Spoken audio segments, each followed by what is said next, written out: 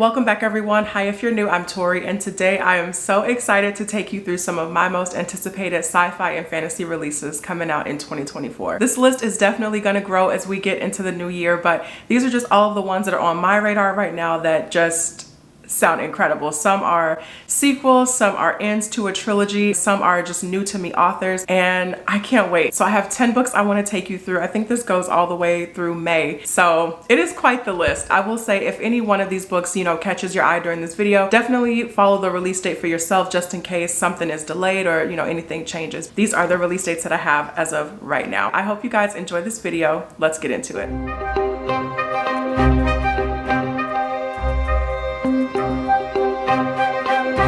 So kicking things off in January, on January 23rd, we have Faebound coming out by Sarah El-Arifi. This is the author of the Ending Fire trilogy. I know many of you have read The Final Strife, and then book 2, The Battle Drum, came out earlier in 2023, and the trilogy is set to conclude in 2024. I did read the first book, The Final Strife. I thought it was okay. I wasn't the biggest fan of it at the end of the day, and definitely didn't love it enough to, continue on with the rest of the trilogy, but I am excited to try something new from this author, and Faebound sounds really intriguing. This is an adult fantasy novel, and we have two sisters that we're following, two elven sisters. One of them is a warrior, the other one is a diviner, and it sounds like one of the sisters gets exiled from their homeland after this incident happened, and now these sisters have to go live in the Fae world, which borders their world. And while they're there, they're struggling for survival. They have to rely on each other, but also their loyalties to each other and to their homeland are going to be tested while they're in this Fae world. So yeah, like I said, this sounds really interesting. I will have my eye on this when it comes out, and we'll see what happens. And then moving into February, we have 4 releases that I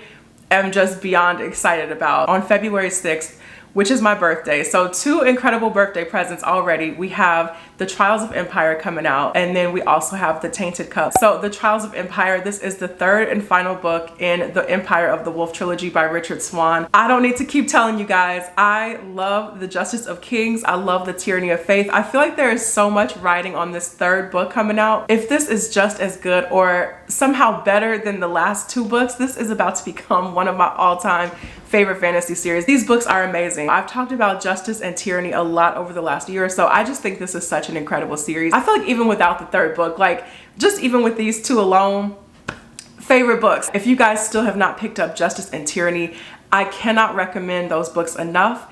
They are incredible. It is just such a phenomenal exploration of religion and law and power and morality, and I love the way the story is told. It's perfect. It really is. And then also on February 6th, we have The Tainted Cup coming out by Robert Jackson Bennett. I'm really looking forward to this one. I actually already have an e-arc of this book, so a big shout out to the publisher for the early copy. I will be getting to this before the release, but yeah, I'm already a fan of Robert Jackson Bennett. I read Foundry Side for the first time earlier this year. I do want to conclude the Founders trilogy in 2024, but already I'm a big fan of his world building, his magic, the way he writes his main character, so I'm already a fan. And The Tainted Cup sounds like it is about to be a really weird read. It says that this is like a Holmes and Watson style pairing with our 2 main characters in this, and it also says that this book brilliantly reinvents the classic fantasy mystery tale. So this sounds like it kicks off with this Imperial officer dying after this tree erupts from him, and then one of the Empire's best detectives is called in to investigate, and she sounds a little quirky to say the least, and she has a partner who just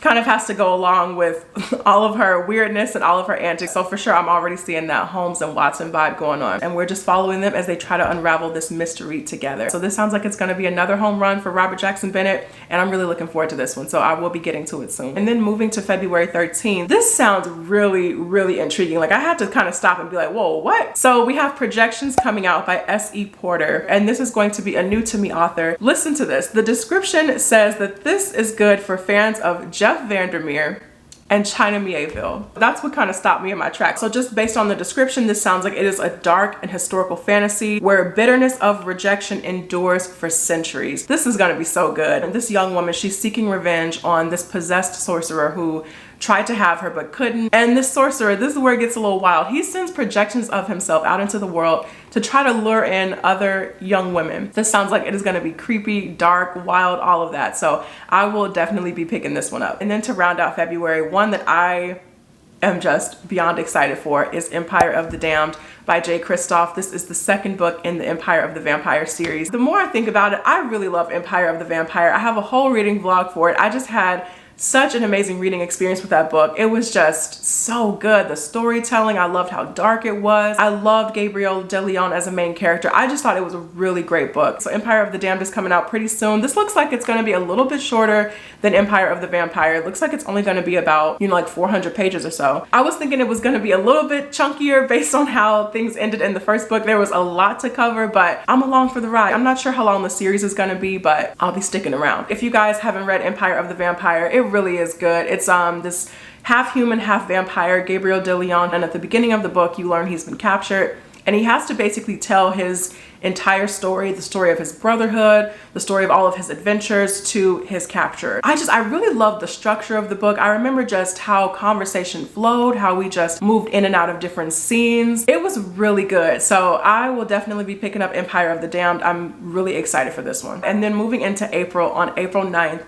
we have Ghost Station coming out by S.A. Barnes. I had to look up the synopsis of this book for the video because when I saw it was S.A. Barnes, I saw the cover, I was like, I don't need to know what it's about. It was very much a no questions asked kind of situation. If you guys didn't know, I read Dead Silence last year by this author and I'm still obsessed. I thought Dead Silence was so good. It was so entertaining. I keep saying the ending is a little wonky, but I was still on board. I really enjoyed it. I love the atmosphere that S.A. Barnes was able to create. I really enjoyed the structure of the story, the timelines and everything. I had so much fun with Dead Silence. So Ghost Station though, now that I know what it's about, we're following our main character, Dr. Bray, who is a psychologist, and she's studying this illness, this like space-borne illness that actually led to this brutal murder of about 29 people. So now Dr. Bray and her crew, they are on this abandoned, creepy planet. See, it sounds good, doesn't it? They're on this abandoned, creepy planet. Dr. Bray, you know, she's trying to do her job, be professional, and the crew is like, no, let's go out and investigate the planet. And pretty soon the pilot of their crew ends up dead. Things just sound like they are about to get so good and so creepy from there. I cannot wait. And it sounds like it's going to start exploring that idea of like,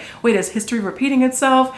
Is this because of the illness that's going on? When I tell you, I am excited. Please, nobody contact me on April 9th. And then also coming out on April 9th, we actually have two more. This one also immediately went on the TBR, no questions asked. We have The Familiar coming out by Leigh Bardugo. I am very intrigued by this one. This is a dark historical fantasy. It's set during the Spanish Golden Age and it sounds really good. I really like Leigh Bardugo. I feel like with each book that I read Leigh Bardugo, some aspect of her writing gets a lot stronger. I read Six of Crows and Shadow and Bone trilogy backwards. I read Six of Crows first, but just even from there you can see such a huge leap. I love the world building in Shadow and Bone, but in Six of Crows I thought her character work got so much stronger. And then moving from that whole world into something brand new like Ninth House, I feel like her prose just got so much stronger. So little things change with Leigh Bardugo's work each time. I can't wait to get my hands on The Familiar. Again, this is set during the Spanish Golden Age, and we have this main character who, it sounds like she's a maid and she has these abilities to create miracles, and when the family she's working for discovers this, they try to, you know,